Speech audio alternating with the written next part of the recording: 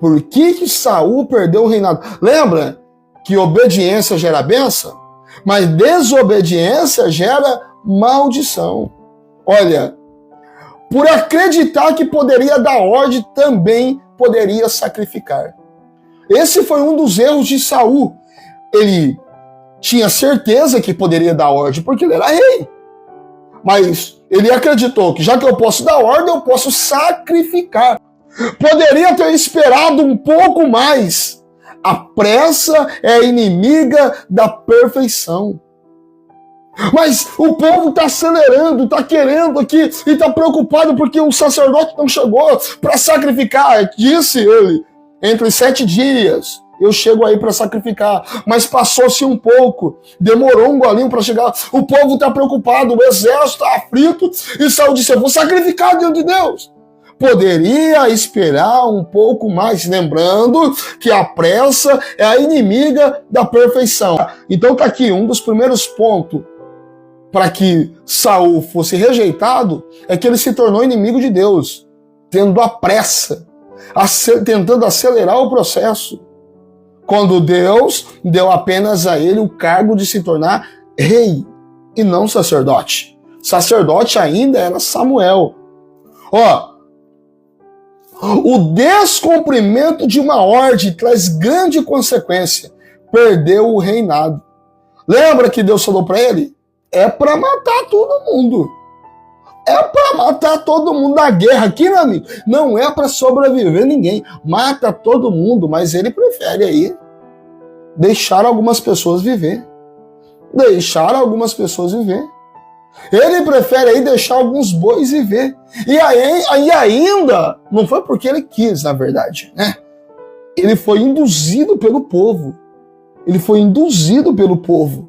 Mas, irmão, se Deus deu uma ordem para você, por que você vai ouvir terceiro? Tem tanta gente ouvindo o terceiro e esquecendo de ouvir Deus. Precisamos ouvir Deus. Fazer a vontade dos soldados nem sempre é bom, porque a voz do povo nem sempre é a voz de Deus. Ou, aliás, nunca foi. Tem um ditado que diz, a voz do povo é a voz de Deus. Mentira! Mentira! A voz de Deus é inconfundível. É inconfundível. Não dá para confundir a voz de Deus. E Saul tenta fazer a vontade do soldado, desobedecendo uma ordem que Deus deu a ele.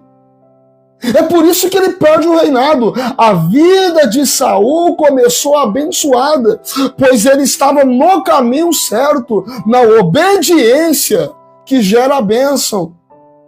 Porém, ao decorrer do tempo, na caminhada, ele saiu do caminho. Porém, ao decorrer do tempo, durante a caminhada, ele saiu do caminho, o que resultou em grandes percas. Só falamos mal de Saul, ou seja, vemos os defeitos dele, por causa disso. Porque ele era um homem bom, ele era um homem abençoado, ele estava no caminho, mas tentou apressar, ouviu a voz dos outros. Olha as percas que ele teve. A perca da estabilidade do trono. Não era para ele continuar? Depois dele, quem ia continuar? Temos a monarquia, lógico, a geração vindoura seria filho dele, que sucederia ele. Mas não, ele perdeu a estabilidade do trono.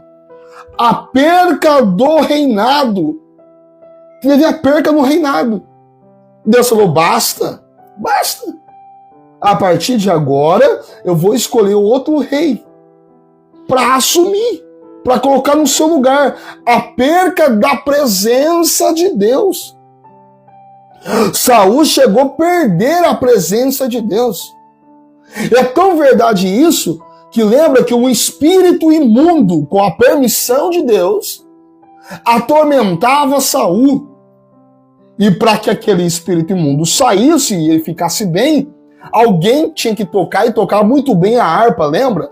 E é chamado Davi, que tocava muito bem, um excelente profissional aí na parte da música. Davi é chamado lá. Por quê? Porque se não temos a presença de Deus, temos o quê? A presença do maligno. Se Deus não é com você, quem é com você? Já parou para pensar nisso? Se Deus não é com você, quem é com você? É o maligno.